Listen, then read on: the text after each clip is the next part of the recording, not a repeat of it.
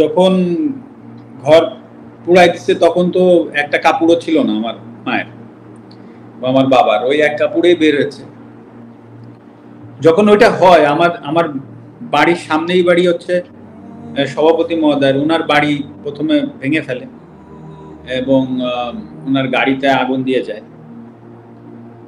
তো তারপরে আমাদের বাসায় প্রথম চান্সে কেউ কিছু বলেনি, দ্বিতীয় চান্সে আবার এক দল এসেছে, তারা কয়েকটা ইট পাটকেল মেরেছে। তৃতীয় দফায় আর একটা গ্রুপ এসেছে, তারা বাসায় ঢুকে এরকম কিছু লাঠি দিয়ে বাড়ি টাড়ি দিয়ে ভেঙে চুরে গেছে। চতুর্থ দফায় আর কি, ঠিক মাগরিবের আজানের হয়তো বা আধা ঘন্টা আগে, ওই সময় যারা আসছে চতুর্থ দফায়, ওই সময় ওরা এসে আসলে এই ঘটনাগুলো করেছে, লাস্টে ভেঙে চুরে সব, তারপরে হচ্ছে আগুন দিয়ে দিয়েছে। তো ওই যে বললাম যে আসলে কিছু যে মনে হবে বা কি মনে করব সেটা আমি বুঝতেছি না। আমি সবকিছু মিলেই অবশ্যই আপসেট, যে আসলে যেটা হয়ে গেল সেটা তো আসলে না আমি আমার জায়গা থেকে কিছু করতে পারলাম, না আমি আমার বাবা মা পরিবার পরিজনকেও আসলে সেভ করতে পারলাম আর কি। আপনার বাবা মা কি আলহামদুলিল্লাহ যে আমার বাবা মা এখনো ভালো আছে, এইটাই আর কি। মানে তারা কি তখন ওই বাড়িতে ছিলেন ওই মুহূর্তে, ওই সময়টায়? তার 3 মিনিট আগেও, তো 3 থেকে 5 মিনিট আগেও তারা বাসায় ছিলেন। তারা মানে আমার বাসায় আসলে আমার বাবা মার, তো ধরেন আমার মার যখন ঘর পুড়াই দিচ্ছে তখন তো একটা কাপড়ও ছিল না আমার মায়ের বা আমার বাবার, ওই এক কাপড়েই বের হয়েছে। এখন তারা তো ওই সময় বাসায় ছিল। আরো একটা বিষয় হচ্ছে যে উনরা কিছু বুঝতে পারিনি, উনরা বাসার ভেতরেই ছিল, এটা তো উনারাও কল্পনা করেনি। কিন্তু তারপরে বাসায় কয়েকটা ছেলে মেয়ে থাকে, তারা এসে বলছে যে মাঠ থেকে দৌড়ায় দৌড়ায় মানুষ আসছে, আপনারা একটু বাসার বাইরে যান। তো তখন হচ্ছে বাসার বাইরে গেছে। আচ্ছা, কয়েকটা ছেলে মেয়ে থাকে, এটা কারা? এখানে ধরেন ওই বাসায় তো আমার 2 ভাই, তো আমরা ঢাকায় থাকি।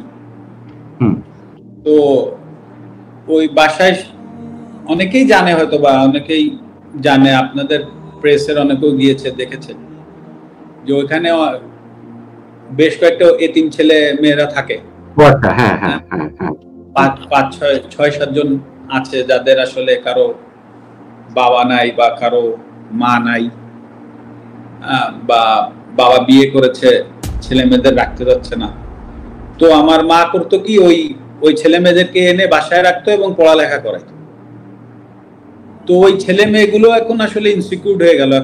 এখন তো ধরেন বাসায় তো এখন কেউ থাকার সুযোগ নাই, সেখানে ওদেরকেও বা আসলে কিভাবে রাখবো বা কি করবো, এখন কিছু না কিছু করতে হবে। এখন দেখি, তো ওরাই আসলে তো আমার বাবা মাকে দেখেই রাখতো, ওরাই আমার বাবা মাকে টেনে ঘর থেকে বের করে নিছে। মানে হুট করেই মানুষ এটা করে ফেলেছে আমার কাছে মনে হয় না, কারণ ক্ষোভ হওয়ার মতো কোনো কাজ আমি করি নাই, সুতরাং আমার কাছে এটা মনেই হয় না যে কোনো ক্ষোভ থেকে করেছে। আবার থাকতেও পারে, বাট আমার কাছে মনে হয় না। আর আমি যে বাড়িটা নড়াইলে আমার মাকে করে দিয়েছিলাম, যেটা বলছি বারবার, 15 সালে, তো ধরেন সেই বাড়িটা তো এখন আর নাই, এখন তো ভেঙে চুরে শেষ করে দিয়েছে। তো অনেকেই বলেছে যে বাড়িটার আসলে এখন তুমি চাইলে, বা আমার বাবাকে বলেছে যে আপনি একটা মামলা করে রাখতে পারেন, কে বা কারা, অনেক ভিডিও টিডিও তো আছে, দেখেছি। আমি বলেছি যে না, আমি আমার বাবাকেও বলে দিয়েছি যে এটার কোনো বিচার বর্তমান সরকার বা যারাই আসুক বা যারাই থাকুক বা আসুক, হ্যাঁ, তাদের কাছে আমি এটা নিয়ে কোনো বিচার চাইব না। কারণ এটা আমার কাছে মনে হচ্ছে যে আসলে এই বাড়িটা তো আসলে যশোর থেকে এসে বা খুলনা থেকে এসে বা ঢাকা থেকে যে কেউ ভাঙেনি। হ্যাঁ, নড়াইলের মানুষ কোনো না কোনো জায়গা থেকে উঠে এসে ভাঙছে। তো আসলে আমি নড়াইলের মানুষের বিরুদ্ধে আর বিচার চাইবো না।